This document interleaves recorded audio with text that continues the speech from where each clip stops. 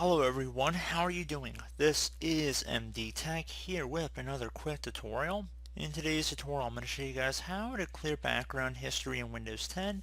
So if you have different wallpapers you've been using in the past and you want to go ahead and just erase the history of that, this tutorial will be for you. So we're going to go ahead and jump right into it, and we're going to start by opening up the start menu. Just left click on the start button one time. Type in regedit, so regedit. Best match to come back a registry editor. You want to right click on that and then left click on run as administrator. If you receive a user account control prompt, you want to left click on yes. Now before you proceed in the registry, I would highly suggest you make a backup of it.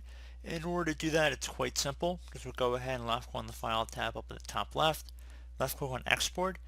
Save the file to a convenient location on your computer. Make sure export range is selected to all, and then as for file name, usually the date in which you're making the backup is a smart decision, and then you go ahead and left click on save, and then if you ever need to come back from that backup, you just put left click on the file tab and left click on import and navigate over to that file. So pretty straightforward.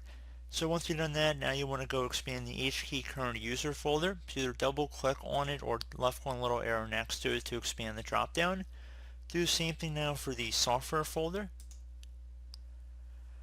Same thing for Microsoft. Go down now to Windows, expand the Windows folder, expand current version, expand Explorer, and now there should be a folder that says Wallpapers. So go ahead and left click on that.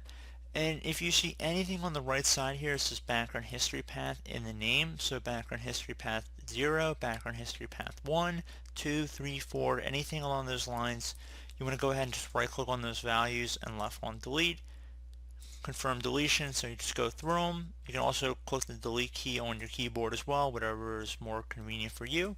So once you're done with that, you should be able to just close out of the registry editor, and hopefully that should be about it. So I do hope this brief tutorial was able to help you guys out, and as always, thank you for watching, and I do look forward to catching you all in the next tutorial. Goodbye.